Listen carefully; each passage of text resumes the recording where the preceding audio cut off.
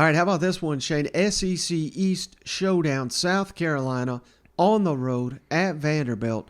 Gamecocks favored by a touchdown. Game kicks off at 7:30 Eastern, 6:30 Central on the SEC Network. The over-under 48.5 points. Last season, South Carolina won 21-20 in Columbia. Mm-hmm. South Carolina leads the all-time series 27-4. How about this, Shane? South Carolina's 14-2 in Nashville, and they have beaten the Commodores 13 years in a row. Do they make it 14? Oh, buddy.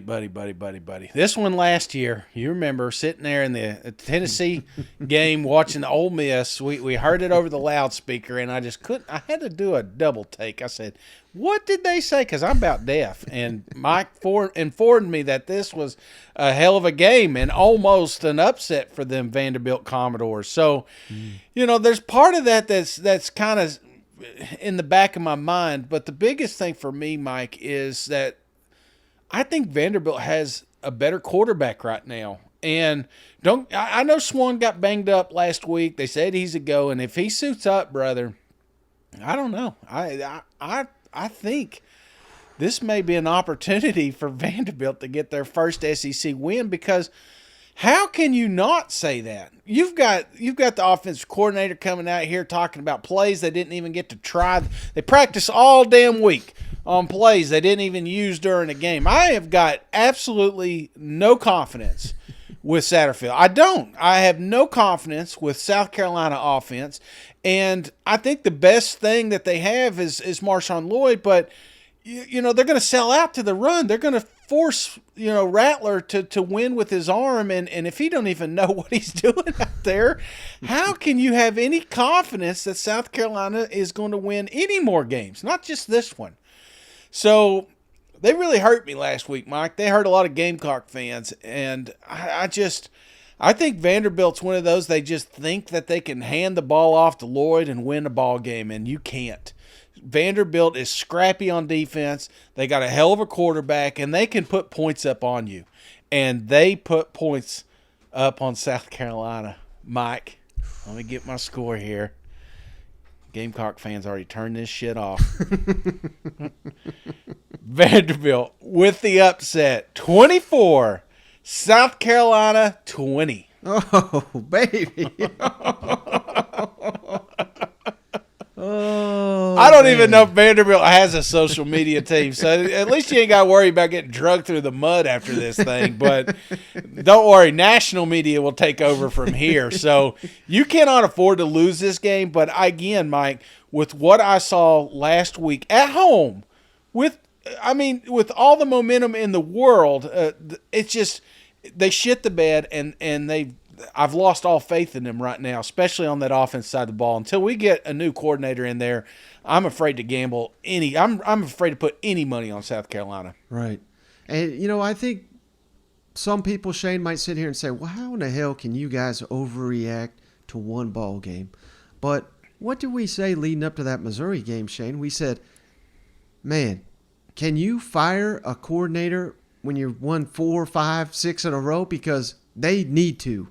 Because otherwise they're going to get tricked into keeping this guy. It was clear the entire time they were winning, with special teams, with defense forcing turnovers. The offense was holding them back even during a winning streak. And that is incredibly difficult to do, yet that is exactly what happened. They're painting a pretty picture on it, Shane. Jaheim Bell, after the a game, I took Sunday, I was angry. Clearly his mom was angry, but he's locked in, ready to go. Spencer Rattler, he knew what he was doing. He was just misspoke when he basically said, we got no game plan. But then the offensive coordinator, like he said, comes out here and says, well, hell, we were so ineffective, we didn't even get to the plays we've been practicing. Yeah. This is a travesty, Shane. I'm not putting Beamer on the hot seat because I think that's crazy. I think he's done a great job there. But last week, Shane, that has got the potential for a major, major, major speed bump, exactly like you're saying, a hangover effect, losing to a Vanderbilt team that's got 2 weeks to prepare. A.J. Swan, you nailed it. I mean, he has played better than Spencer Rattler, and he's a true freshman with significantly less help around him. South Carolina fans will say, well, our offensive line is horrible. Well, so is Vanderbilt's, so I don't want to hear that excuse. They had one good offensive lineman, Shane. He jumped in the portal, and he plays for Alabama now. So, I mean, it's rough sledding there for Vanderbilt.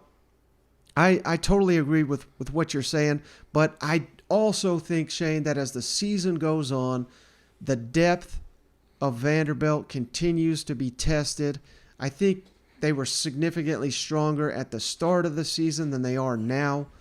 They did have 2 weeks to prepare, so maybe it's a different story, but they seem to be fading, in my opinion. So I'm not calling you out for picking Vanderbilt. I could certainly see that happening, but I'm gonna. This is like gut check time here, Shane.